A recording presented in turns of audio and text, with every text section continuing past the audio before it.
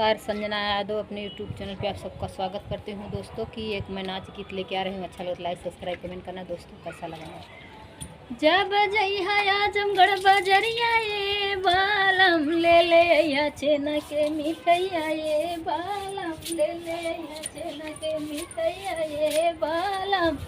जब जइहा आजमगढ़ बजरिया ये बालम ले ले या छेना के मिठैया ये बालम ले ले या छेना के मिठैया ये बालम ले ले या छेना के मिठैया ये बालम।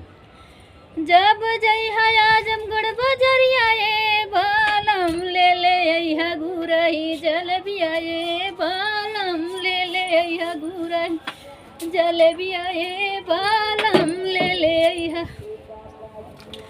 जब जइहा आजमगढ़ बजरिया ये बालम जब जइहा आजमगढ़ बजरिया ये बालम ले ले अइहा चुनरी खरीदिए बालम ले ले अइहा चुनरी खरीदिए बालम ले ले अइहा चुनरी खरीदिए बालम।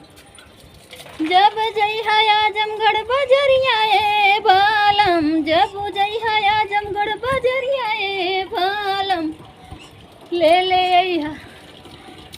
अइहा टीकावा खरीदिए बालम ले ले अइहा टीकावा खरीदिए बालम ले ले अइहा टीकावा खरीदिए बालम। जब जइहा आजमगढ़ बज ये बालम जब